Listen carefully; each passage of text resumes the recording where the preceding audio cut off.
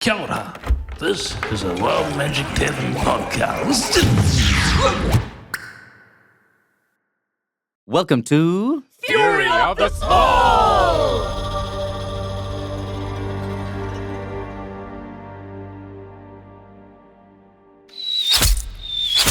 You hear from the town square, Yeehaw! Yeehaw! Come at me, boy! Like fish in a barrel, I found myself a little goblin boy. I would quite like to wipe this little den right out. Looks like we got ourselves a goblin hunting Hammondale on the eve of my celebration. No, the voice rings out over the rooftops. I skid to a stop on the roofs, frozen. You guys are on rooftops nearly 60 feet away. You pause Sly, two bolts with like beautiful exotic bird plumage on them. And silhouetted in an alleyway, there is a squat, tottering figure holding a heavy bow in his hand, staring up at you. At the end of his turn, Rhapsody White is going to try and recover from his drunkenness, which he does so at advantage as a dwarf. He has to make a DC 15 con save. He's going to roll 2 dice for it. He overcomes his drunkenness with a natural 20. Slap out of it, boy. Got work to do. no. And begins to... They're so scary. Why did we make them so scary? He disappears from your sight as he moves behind a building. Smiggly, your turn. So I can't see anything. You heard the voice. Somewhere down one of these alleyways is this guy. I am filled with fear. I'm not ready. I've been training, but the reality is I'm not strong enough, and I know it in my heart. But if I see him again, there's nothing to do. I've taken a vow. So I'm basically just going to keep running. And can I ready an attack? Yeah, And just hold it? absolutely. Are you running for the general store? Are you running for are you running for out of town? What are you running for? Well, we're close to the general store. You are close to the general store. Okay, great. I'm running for the general store. As a rogue, you're one of the fastest. You can dash as a bonus action. So I will say that with those 2 30-feet blocks of movement, you can easily make it to the roof of the general store. Great. I've readied an attack. You ready your attack on the roof, slingshot drawn back, and you are quivering with fear. Yeah. Skree, I just run after my brother. I just follow. full action? Yes. Amazing. As you run at your side, Potato is there, looks up at you again. It's nearly time. If you have nothing further on your turn, haunting. Can I see this horrific monster? you are going by. You can use your bonus action using Hide or Seek, Goblin feature, to make a perception check. Would love to. It's not great, is it? 11. You just hear echoing up one of the alleyways. Smiggly, we gotta go. Yeah, we'll go, don't worry. Okay.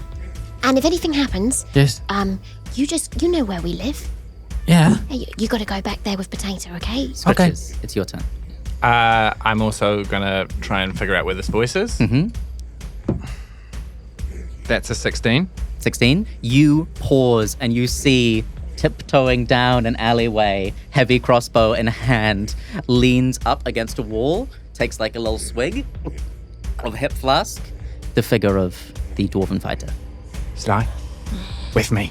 Scritches is gonna jump off the roof, try and land on the back of this dwarf and plunge his daggers into Make him. an acrobatics check for free.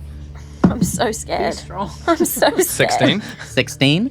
You run to the rooftop, flip, fall, daggers out. You brothers have only seen Scritches in combat a couple of times. But you know that even though he is an eccentric, there was a time when he was the finest fighter in Jagged Jaw, and it looked like Sylvie was going to be his bride. This is what you've been told. You leap, knives out, make your attack rolls against the dwarf fighter. Okay. First one is a 9. Misses. Second one, 8. Whoa. You strike down at the dwarf And as he lands on his shoulders and he begins to spin and turn, you are stabbing down, but he is hitting at you with the crossbow, and you can't get purchase. You see, he's not armored. He's just in shirt sleeves. His armor class is only 11, and he was drunk as a skunk until a moment ago. Can I use one of my fury? You could raise it up, yeah. Yeah. That's a 4, so one of those attacks will hit. Very nice. Okay. 11 points of damage. 11 points of damage, huge. As he bats my first strike away, I kind of quick as a flash, duck my short sword around it and draw it across his chest. Joins many scars and cuts on his chest. I thought I killed all you. And then he begins to run backwards. On his turn, he's going to try and slam you into the wall of the alleyway. It is now Sly's turn. Following suit, watching Scritches do a dive, and with 2 arrows already sticking into her side, Sly withdraws her bone club and follows suit, just jumping down to try and whack him on the head as a far hard as less she possibly elegant can. descent, but make your attack roll. Yeah. 13 to hit. No. 13 to hit is going to hit. That's 10 Ooh, clubbing. What would you say? Bludgeoning. Bludgeoning damage. clubbing. Yes. Connects with his shoulder, which pops out of its socket as you land down next to him in the alley. Oh, I wanted to land on him, almost both goblins holding on, head attacking full Bam Bam styles. Amazing. Yeah. He's still tottering around, and the humor leaves his voice as you nearly break his arm. 2 tiny green goblins grabbing onto him, spikes out of her back, eyes red. Amazing. It is now the turn of Rhapsody White.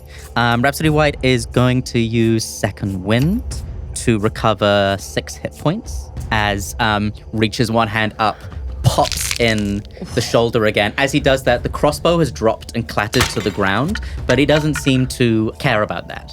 He cracks his knuckles in front of him and is going to, using his multi-attack, make 2 rough and tumble attacks against each of you on his shoulders. He's going to start with Scritches. That's going to be only a 12. Misses. And then on Sly, that is going to be a 17 on the dice. Hits. He reaches up with one meaty fist and he grabs you by the throat. He does 9 points of bludgeoning damage, reduced to 4.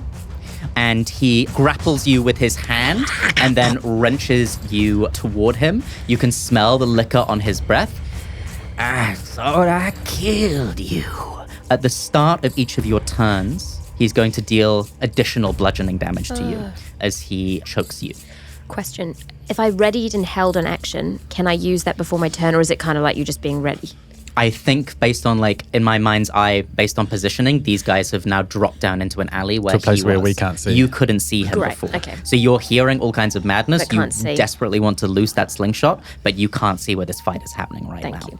And he does not need to expend any movement to travel with the grappled creature. So he is going to hold you. He's going to put your skull into the ground and then walk toward the village square with you still on his shoulders as he calls out, "Got me a couple of live ones, Hammondale." Can I ask a question? How dare you? No, during this time, is his cage on him? No. Okay. His cage is not there. Okay. He's clearly come from the Fallen Apple Tavern to here, and he's got nothing with him. He had his crossbow with him as a trophy item, but he doesn't seem to care about that as much as enjoying himself. Yeah, great. Yeah. So we wouldn't have seen any other goblins. No. He's walking toward the town square. We'll say on his next turn, he'll emerge into the lit town square. That is Rhapsody White's turn. We are with Smiggly, then Skree. Smiggly, what do you do? Well, I have to go after him. So I'm going to give Skree a firm squeeze around the shoulders and then scurry down the wall. And I'm trying to be stealthy and get him in view. Nice. And I can? I think you do. You're a rogue. Okay, great. So I stealthily get him in view and I will release my slingshot. So make your stealth check to make your strike against him. Yes. That's your bonus action. DC is 15. Okay, here we go. Wow, that's 19. Amazing. Plus You 7, are hidden in the alleyway Nice. as you make your shot. You will do so with advantage, Great. and you can add sneak attack on top of the damage you deal. Okay, so first one is not good. That was 4. Mm-hmm. And the next one is better. Come on. It's a 2. 4 plus what? 4 plus 5 is 9. 9. You've got one more Fury of the Small if you want to use it. I'll do it. Do it. Yay! Come on, D6. Combat is short in D&D. I One feel round like counts this for is. everything. I feel like this is a Fury of the Small. This is like terrifying. 5. 5 carries it over. You deal damage. So roll 2d6 Okay, great. and add your dexterity to damage. It's like Smiggly's pain. furious. It's that horrible tear fury too. That's Yeah. when you're crying and angry. 6. That's my 2d6. 1d6 plus 3. 6 plus 3. 9. 9 points of damage. Slingshot, eh? Yes. Into his back, breaks through a sweat-stained shirt, leaving a deep welt, like the stone is stuck in his back as he totters around. Maybe we didn't kill quite as many as we thought we did. Skree. Is Potato still up with me? Mm-hmm. I say to Potato, "Cock, you gotta get down there and help." Oh, I can't do nothing, like, it's all on you. No, you go.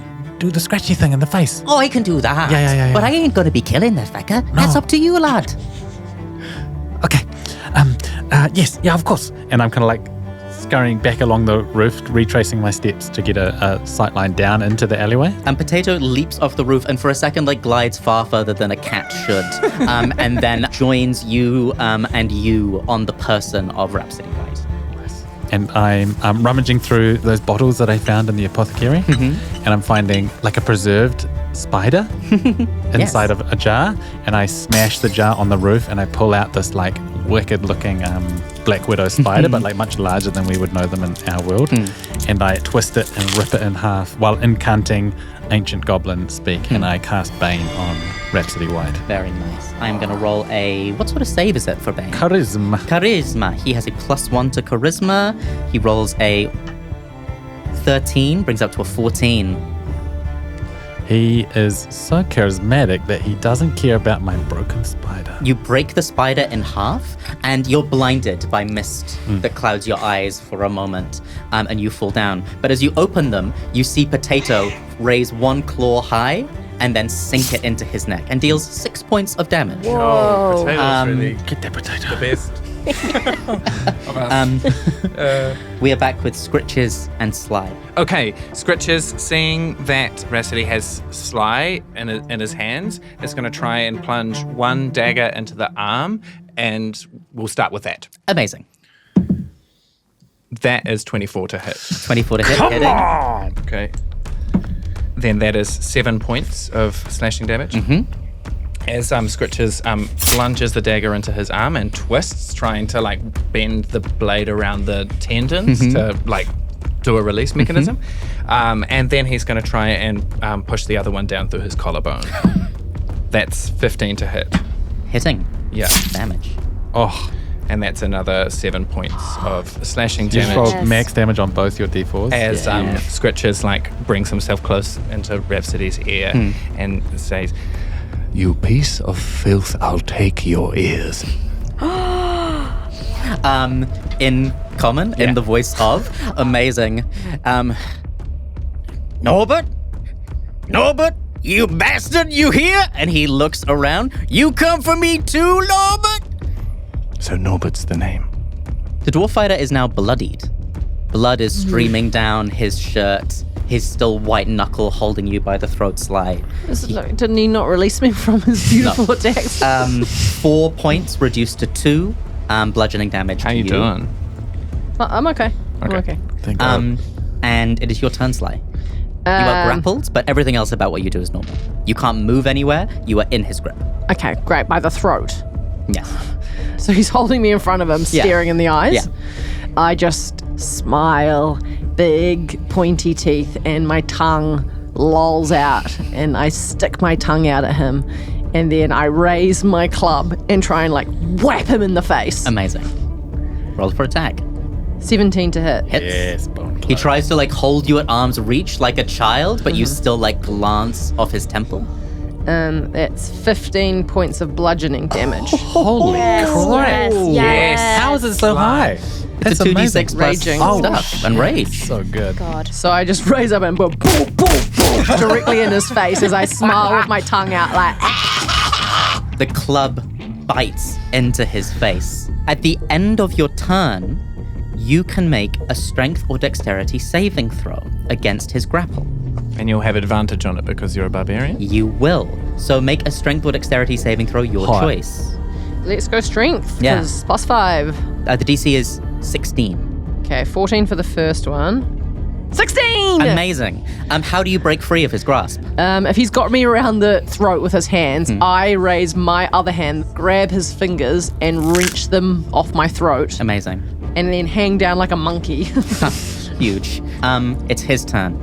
He heals 12 points of damage at the top of his turn, which in his case is him just grinning and bearing and fighting through it. He smiles, and you see those two glinting golden teeth. Both smiling at each other. His blonde braids are like soaked in blood, and his gut is hanging over his belt as he reaches up and rolls up his sleeves a little and like sinks into like a boxer's pose opposite you and goes, "Take me out like I always wanted, little man." And he lunges forward and is going He doesn't know.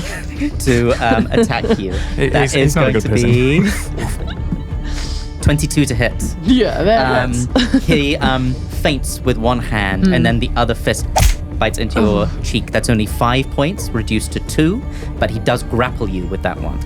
Meaning that on his second strike, he is going to come in with advantage. How does he grapple me? How do you like defend yourself? Probably like ears. Ears go around like the gremlins, you know, Amazing. like bat ears go over my face. He grabs like the ears like by the end, so he sort of trusses you up into the air, and then he goes to strike at you with advantage. Like a rabbit. That is a crit for him. He crits on a 19 because he is a champion fighter, which is going to be 7 points of bludgeoning damage. Yep. And then he's going to action surge and attack twice more. Oh, no. It might not be good for me, guys. That is a 13 to hit. No. His fist shoots out and his knuckles crack against your bone mask, which in turn develops a crack down the middle of it. Bloodied fists, he smiles, and then he goes again for one more. That is going to be a hit with a 14. That is going to be 9, reduced to 4 points of bludgeoning damage, and he breaks your mask in two as he shatters your face with his hand. What are your hit points looking like at the moment?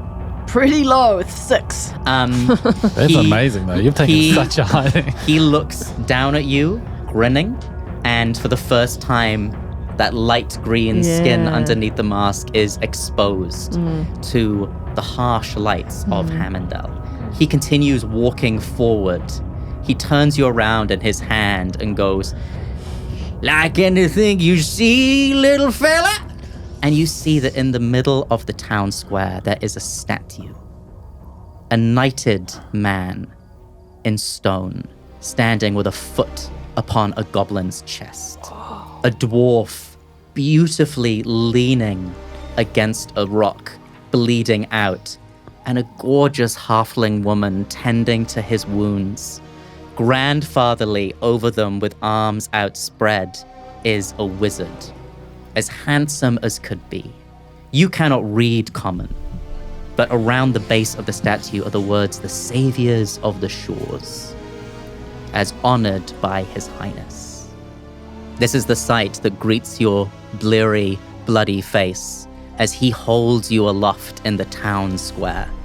He doesn't care that he's still got a goblin on his shoulder and a cat crawling into his back. "Gonna finish the job this time." Not looking good himself, but he doesn't seem to care. It is now Smiggly's turn, then Skree's turn. Oh, that's bad. Can I ask one quick question about the slingshot? Is that because I hit him last time and caused damage, do I now have advantage? Advantage without needing to hide? Fantastic. You do indeed. Okay, So you great. could attack and then hide afterward, or any combination of things. Yes. Cool. Okay. So I'm rolling twice. Attack Yeah. twice at advantage. So first one's 17 plus.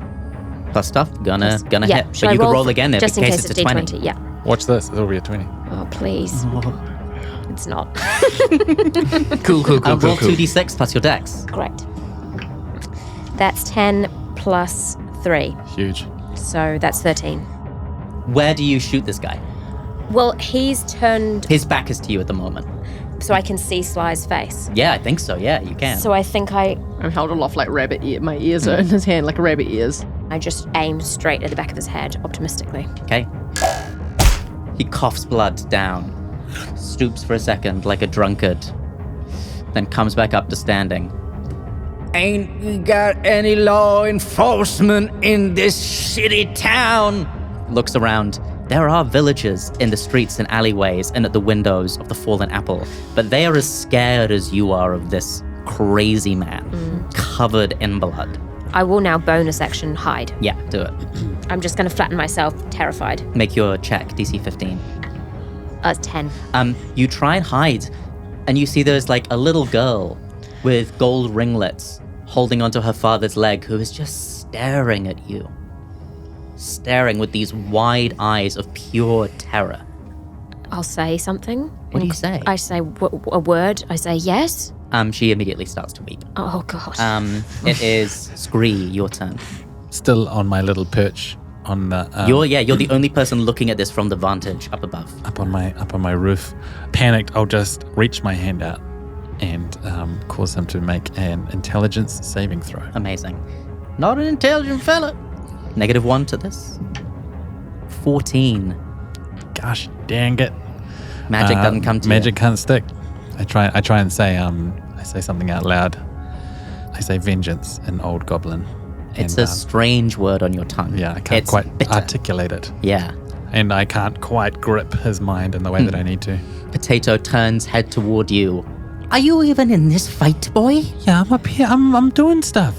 Can you... And I try and communicate. I try and say, don't worry about scratching. Help the others. Distract.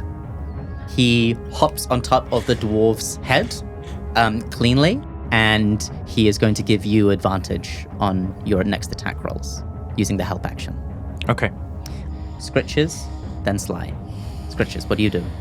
With my knowledge of how things bleed and die, how close do I think this creature that I'm on top of is to... If he hadn't have been healing his wounds, he'd be down. Yeah. So he's close. Less than 12. He's close. Okay. I would like to take my dagger out of his arm and try and plunge it into one of his eyes. That's a 12 to hit. Hits. Nice. Wow. 7 points of damage. Nice. I will let it bite. Into his eye, you crawl down, plunges through his skull. I'll make my second attack. That's a 17 to hit. Hits. I think I'm going to bring my other dagger down, try and find the soft point in the top of his skull, and push through that. And that's another 7 points of damage. Skids off the slide of the skull, leaving a great gash down the side of the head. He is still up. At the start of your turn, you take 1 point of bludgeoning damage from his grip on your ears, which crushes. It is your turn, Sly.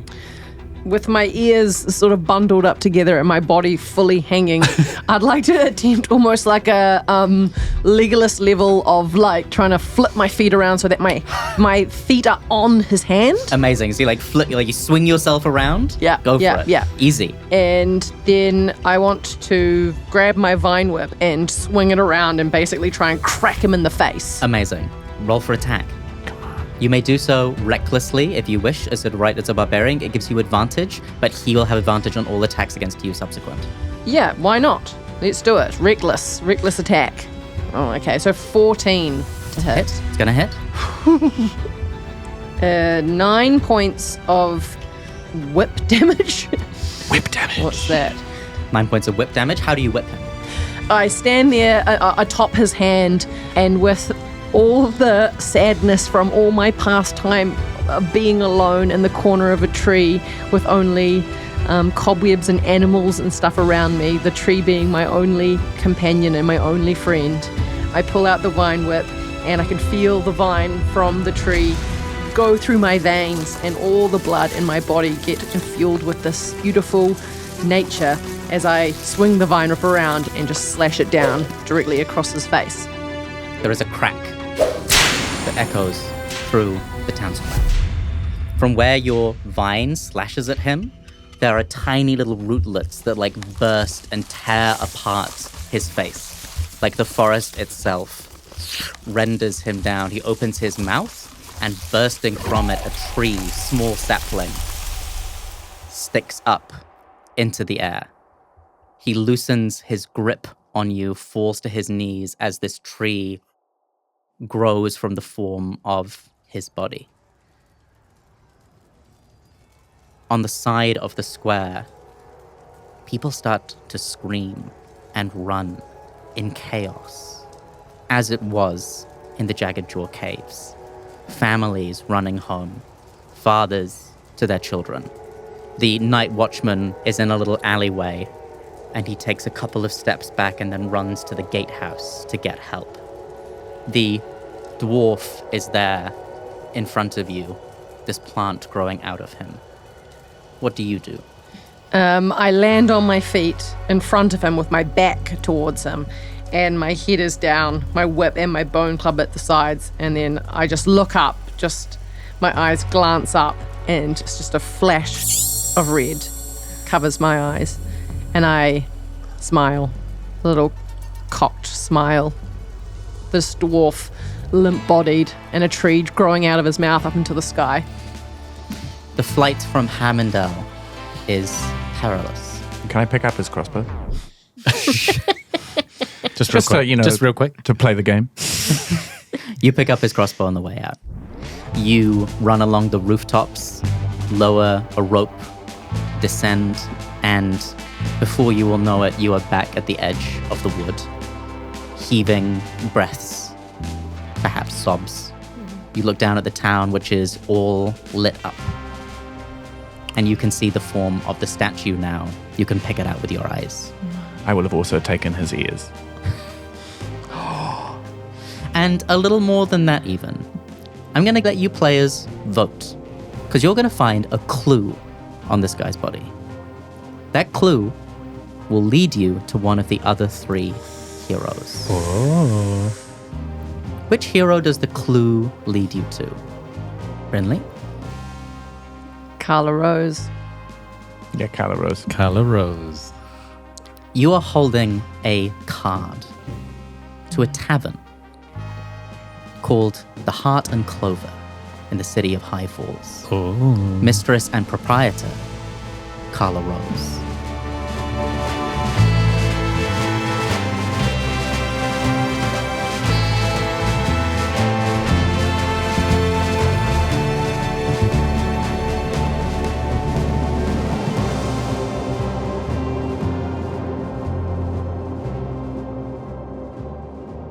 Skree, you open your eyes. You've been dozing, and you're in one of your favorite places in all of Jagged Jaw. As you blink yourself awake, what are your surroundings? My favorite place in Jagged Jaw. This is like back in the day. Yeah. I'm sitting next to my mum. My mum's got her legs folded in front of a big fire in the den.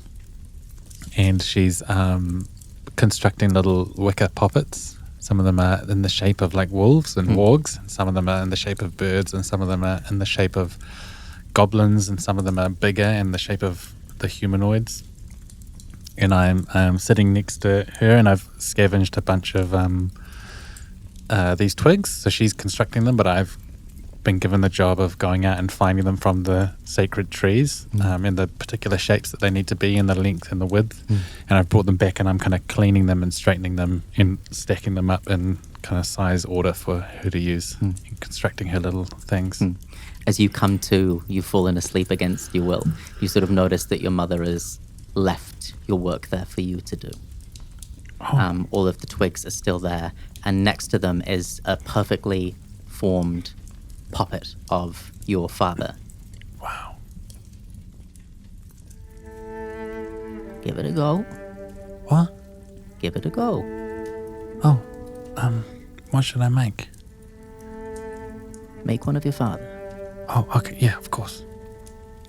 I sit down and I start kind of like looking at, trying to remember through soaking up, watching her do what she does, just like twisting and bending and getting the kind of the tough bark that we strip off some trees to turn it into twine to kind of like wrap around it as you finish your puppet, lay it down. Not quite as good as your mother's. Oh. She gives you a little smile. It's all right. The puppet will help with the work we have to do right now. Okay. Your father has been hurt.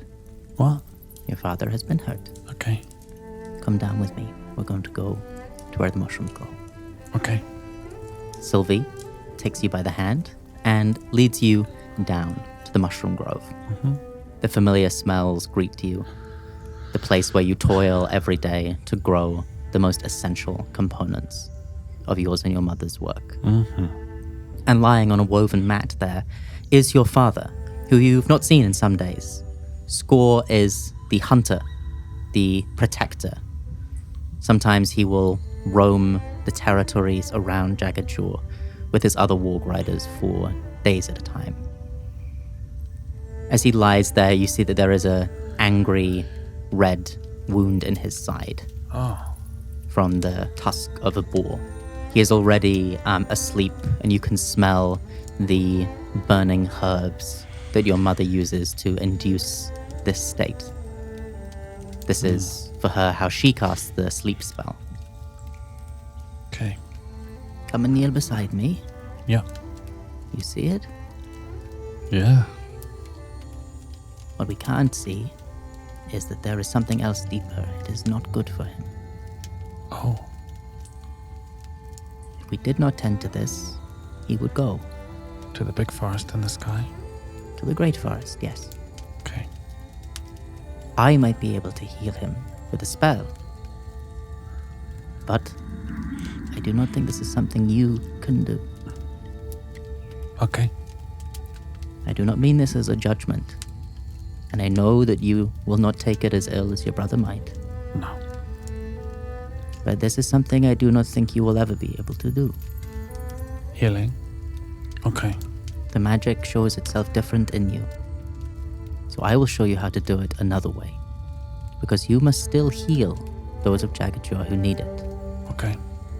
This will be yours to hold. You understand? Yeah. And she pulls her own heavy woven satchel of materials, of which you have a small copy. She lays hers in front of her, opens it up. I lay mine out in front of me. She reaches down into its depths, pulls out a small wooden bowl, mixes some herbs, some dried mushrooms that you are familiar with, water skin, which she heats with elementalism and pours in a hot broth. And then she reaches into the bottom of the bag and she produces a horn. It is twisting and curled like that of a ram. Have I seen it before? There are many things that she has never shown you. Okay. This is one of them. Wow. She holds it out. It's heavy. Places it in your hands. Whoa. What is this for? If I have not the strength, I use this. She takes a small flint knife and she shaves a little of the horn off, just like a thimbleful, into the cup. She presses it to your lips. You taste bark and bone and the dark and deepness of the forest. And then she invites you to hold your father's head up, and then she feeds him the broth sip by sip. This is what you must do. You understand? Yeah. Good boy.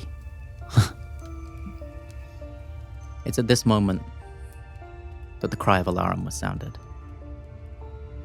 It was at this moment that the first boom of a fireball was heard. Your mother, your injured father, eyes only on each other. They quickly stand up, your question still unanswered. Skree, your father, looks down at you, still a little blurry, his side still wounded. Your mother quickly wraps a bandage around. He hoists his axe. My boy. Yeah. Come, we must to the den. Okay. Your father wades out of the mushroom grove. Your mother quickly hoists up her own satchel. She places the horn into yours and closes it. Oh. You hold on to this. You'll have to hold on to much more one day. Sure. Okay. Your father and I have work to do. Stand with us. Okay. And they went up to the den. They tried to quell the chaos. And then the monsters came. Just how it came to be that the horn was in your possession at the moment that the wizard took it from you.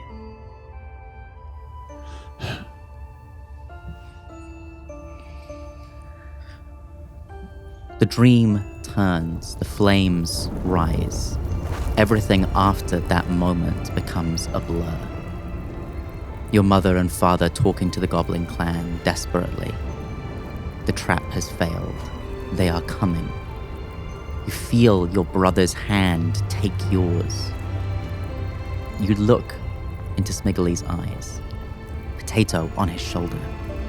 The entire goblin clan standing there, voices raised, chittering, shouting, confusion. You, the littlest goblin, amidst all of this. The flames burn and twist again. Your mother is consumed by it. The brightest flames form a sword which plunges into your father. The bag is being pulled from your hand. Your fingers grip, but it is torn asunder. And then your brother pulls you away. The bag is being pulled from your hand. The bag is being pulled from your hand. You wake up. Oh. It is dark. You still have strange human smells on you. You are lying on your back in the nearly fallen tree. Sitting bolt upright on your chest is Potato. Oh. Or is it a wicker poppet? What? Or is it Potato? Oh. Hello? Potato bats at the air in front of your face. And those memories slide back and forth in time. Whoa. Yeah? What is it? What? He leans in close. You wait for words to come. Words that you're not sure if only you are hearing.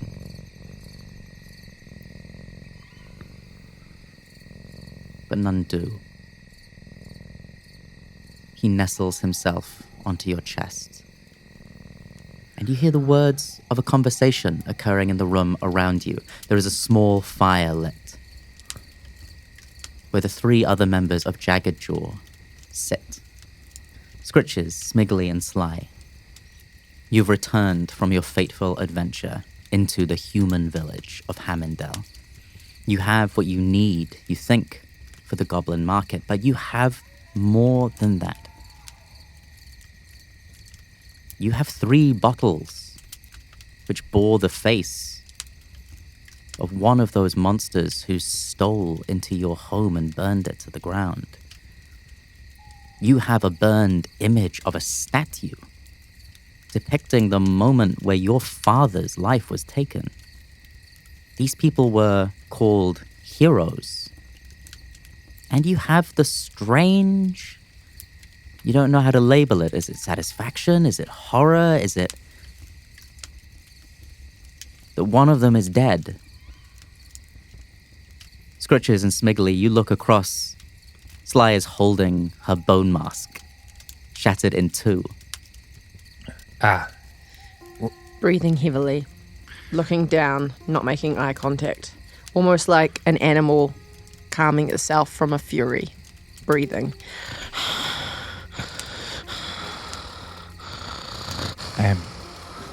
Sly. Yes. I'm sure we can find you another skull. Yeah, we can fix it. We can fix it for you. No. You are not my friends. As Sly looks up, the wounds are still clear.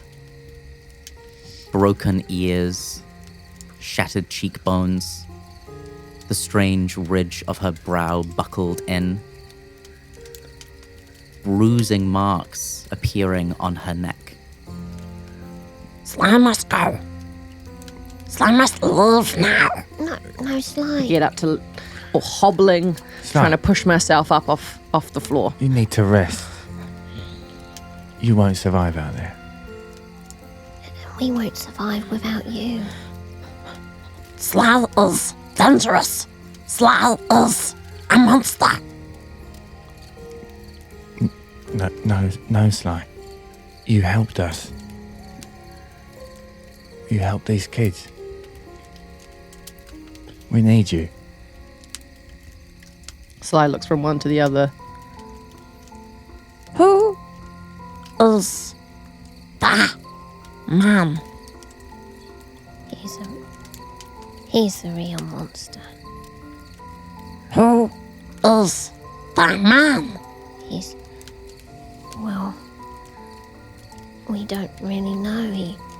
He came to the clan and he... It's suddenly a little too much, Smiggly. You see the face of the dwarf fighter on the streets of Hammondale crossed over with the shots that he was firing into the goblins in the net, crossed over with the shots that he attempted to take against your father. He was one of the ones that burnt the clan. He came into the cave and he killed. Sly's ears slowly perk up as if a realization is happening, and she's putting pieces together. The stone people. The stone people. The statue. Yes. This is them? Yes. The four in the statue, that's them. And, I think from this card I know where another one is. You have to come with us. Please. I'm too weak. I can't do it, and you're so strong, you're so powerful. I've never seen a goblin like you before. You're amazing, Sly. Sly is dangerous. Sly is a monster. And then I get up and I start swinging my way through the trees away. What did he mean when he said another one alive? Why is that man... Why is he taking goblins? I don't know, Smiggly. But I think if we can find another one of them, maybe there'll be an opportunity to find out. But it's dangerous, Smiggly. And you're young. And you shouldn't have to do this. I think if you want to, you should take Skree.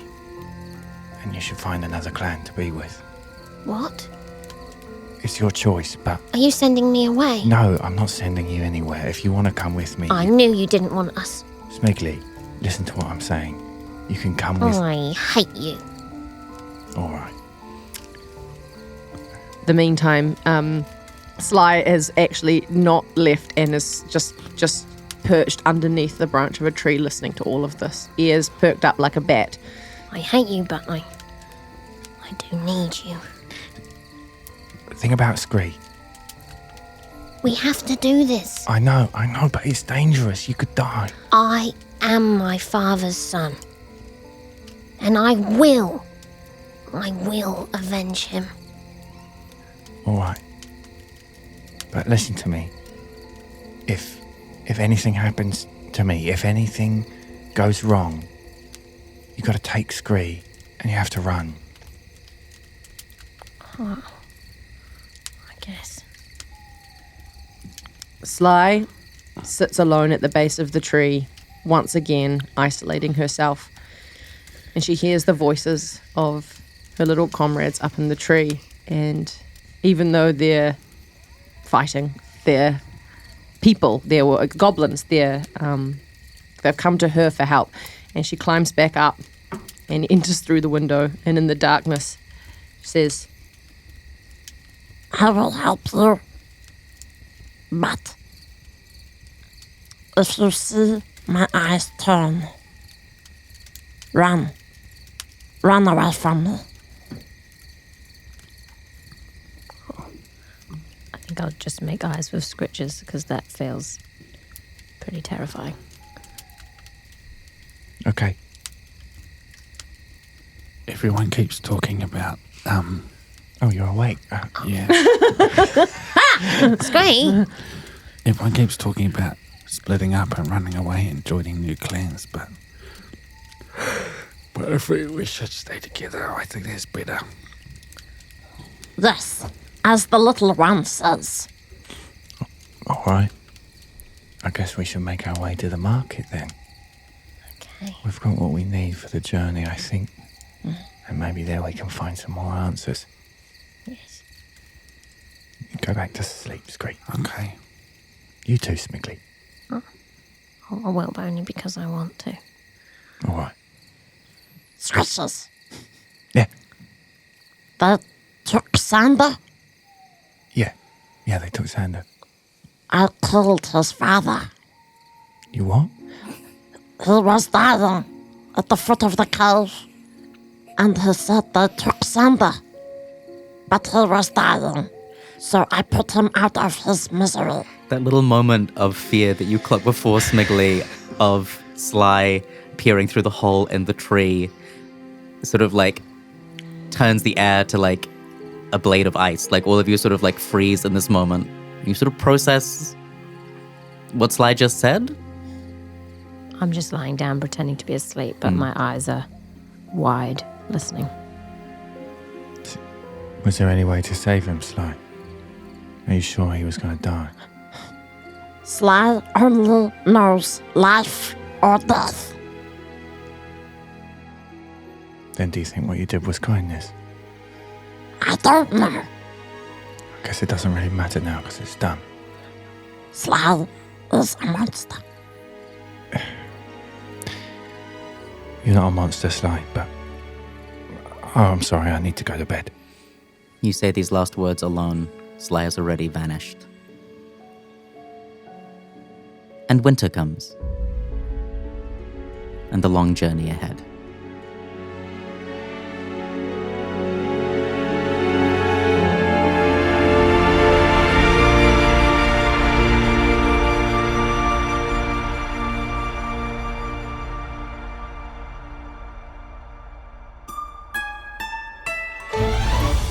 Fury of the Small was produced by the Wild Magic Tavern in partnership with the Spinoff. It was written and game mastered by Paddy Carroll, with Tom Eason as Skree, Hope-Higginson as Smiggly, Arlo Gibson as Scritches, and Brynley Stent as Sly. Series artwork is by Lars Cawley. It was produced, edited, and sound designed by Aihe Butler. Special thanks to Sam Small, Olivia Marhood, Lewis Gregory, Mad Chapman, Jen Follett, and all our nerdy mates we've played D&D with over the years. Check out the Wild Magic Tavern on Substack, Instagram, and YouTube. And if you really enjoyed listening, please rate and review Fury of the Small on Spotify or Apple Podcasts. Thanks so much for listening, and we hope to have you back at the table soon.